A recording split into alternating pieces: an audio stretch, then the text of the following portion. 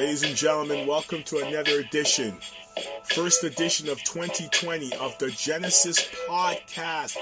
I'm your host, DJ Briscoe. It's been a long time since I've been on this mic, but I'm back. It's a fresh new year, a fresh start, and let's get this done. This podcast is brought to you by BeatFakMusic in association with Anchor FM. So let's get down to business, and something interesting happened earlier this week. It's a combination of sports news and world news, So the WNBA Players Association was able to strike a new deal with their players and, of course, their collective ownerships, and was able to get a substantial increase in multiple avenues within their new CBA, which is going to run until, I believe, for the next 8 years, so until 2028, if I'm correct. So, the following for this new deal, a salary increase of 30%, which can lead up to potentially a $1.3 million salary per player, max salary increase. Let me correct myself. The salary cap is $1.3 million. Player salaries increase is $215,000. Rookie salary is going to go up 25% to $62,000. Then the beginning of 2021 is going to be a potential prize money for special competitions or something like that, which could lead up to $750,000. Then revenue sharing 50-50, potentially 50-50, starting in 2021. And then off-season marketing, $1.6 million. Now, they say it's groundbreaking because they're actually getting something, but I mean, is there a difference between males and females? Absolutely. But when the average NBA player makes $7.7 million, Steph Curry is the highest paid player at $40.1 million per season. You gotta look at this and say to yourself, is this really groundbreaking, or is this just an opportunity to kind of shut these women up because they've been so underappreciated, so underpaid, and not paid attention to? Yes, the WNBA is not everybody's cup of tea, but let's just call it as we see it. It's still basketball, and basketball in America is a big sport. And you would think that with the market that the NBA provides, there would be more of a supplementary help for this deal. You don't hear Adam Silver talking about this deal or any other representatives for the NBA. So to me, it's just kind of like a shut-up deal. And then on top of that, 8 years. So for the next 8 years, they're going to get their little increases. And I say little because that's what they're getting. I'm not saying little in a disrespectful way. I'm saying little because if you look at the percentages, it's not a lot. I mean, these women are coming out here, they're busting their balls on the court. And, they have to do their off-season stuff. Some of them, their wives, they're playing overseas. So they got to do more with less. And, this collective bargaining agreement, hopefully within the next 8 years, looks better than what we're seeing here right now, because it's not as glamorous as you thought it would be. After really watching the whole script, listening to the provisions of this deal and all the other aspects of this deal. And I know that there are numerous women out there within the North America region and some throughout the world that are quietly infuriated about this deal. Not furious, infuriated about this deal. Because from a standpoint in the whole grand scheme of things, women have always been pissed off about not being paid what they're valued and being grossly underpaid. And now this particular deal comes up, and it just, and I'm telling you all this from not just from what I'm hearing. I'm telling you this from what I've read here online,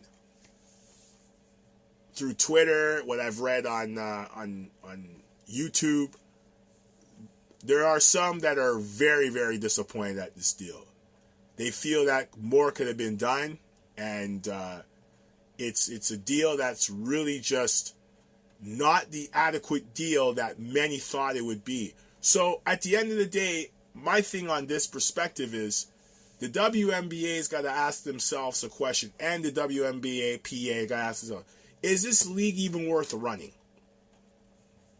And I'm not trying to dig into anybody's bread, because I think these women are all coming out trying to do something special on the court. You know, especially when you don't want to travel overseas. It's kind of, you look at this as an opportunity to stay home, not to travel overseas. And now you got this opportunity that you're coming here. You're back in North America. You're back in America playing basketball, but unfortunately you're not getting paid. You're better off working a regular job. And this is why education is so essential, especially in North America, because there is no such thing as a high school standout for women. There is no LeBron type female out there that can come out at 18 and play in the WNBA. 90% of these women play 4 years of basketball, 4 years of college basketball before they enter it, the WNBA. So, you know, looking at this whole deal and looking at the whole scheme of this, it's really not the best of best deals. I mean, they're going to have to live with it for the next little while, but like I said, hopefully these 8 years, they get a lot more out of this. Hopefully the increase happens. And I think revenue sharing is a big part, but still, you know, so. And the thing that was classic was the mat leave. They weren't even getting paid for mat leave. And on top of that, they're finally going to get their own hotel rooms. Where has America been? Because in all hindsight, if you play basketball in Europe, you get your own room, you get catering. This is from, let me just explain something to you all. I coached basketball for about 4 years, full time. And I coached some women players. I coached women's teams. I coached young boys teams. I coached variation of teams, co-ed teams. And I have 2 women that are playing overseas right now. And they got the best of the best. They got the best of the best out there. And, you know, it's kind of funny because I'm now starting to hear more and more that basketball out in Europe and Asia is a lot more respected, especially for women, than it is here. It's kind of like basketball here for women is whatever. And it's kind of almost like, there's almost like a synchronized to the business world where women are being grossly underpaid in many aspects. And I just feel that there's got to be a change, because we, as a man here, talking to you all on this podcast, I'm a product of a female. I'm a product of a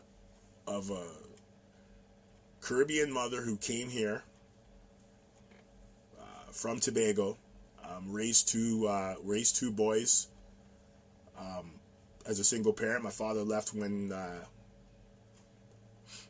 I was 4 years old. My mother at the time was pregnant with my brother, and she raised the both of us. Went back to school to freshen up, and went to college. Got herself her college degree, and was teaching in a high school in the food department for almost 20-something plus years. So we got to respect our females. We got to give our females respect. I mean, yeah, as men, we are masculine. We got that chest. We want to raise our chest, and we feel that we should raise our chest and we should be, the best of the best. Come on, our egos are always going to be there. We always feel we deserve more than women. It's just the way it is. But now in 2020, we got to do a better job compensating our females, because we're not only products of females. Some of us are products of single parents, mostly females, and some of us out here, and I have friends who are fathers of young girls or young teenage girls, and now fathers of young female adults, some of them that are trying to pursue academic careers, athletic careers. So we as men, we got to learn to take better care of our females. We need to speak up. And I'm just going to say this, and anybody listening to this podcast, I think the NBA needs to speak up for this.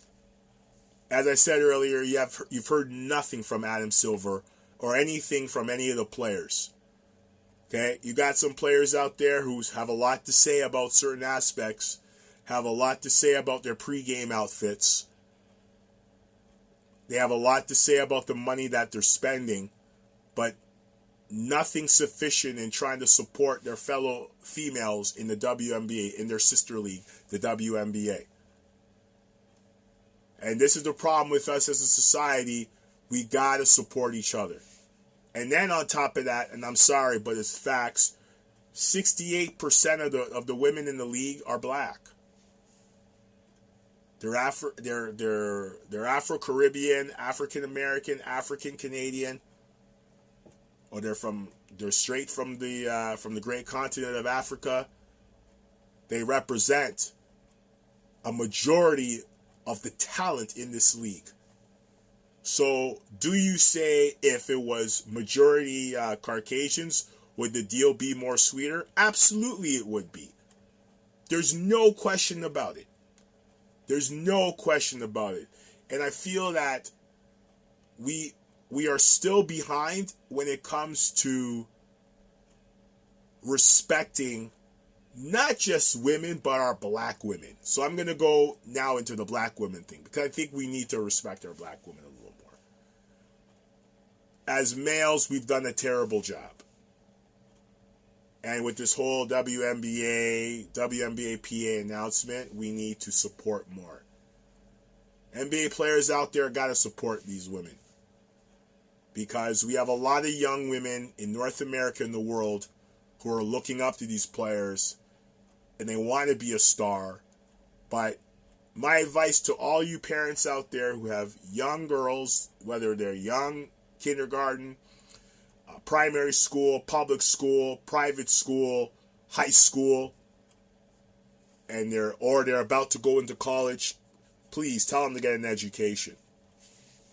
I think the most efficient thing about this is get an education and elevate yourself to the next level with your education, so that you have something to fall back on. Because this WNBA thing is not the best of best, And the one thing I did not hear in this deal, a pension. Where is the pension in this deal? Like, this is sports. Anybody that's played sports, including myself, will tell you it's a grueling sport. Sports are grueling, period. Banging in the post, running down the gridiron, whatever sport you're doing, it's a wear and tear on the body. You need that rest period. You need time to rejuvenate, all that stuff. Everybody's body types are different. So we all recover differently. We all act differently. Then there's mental health. Where is the pension for these women? There is no indications or signs of a pension for these women.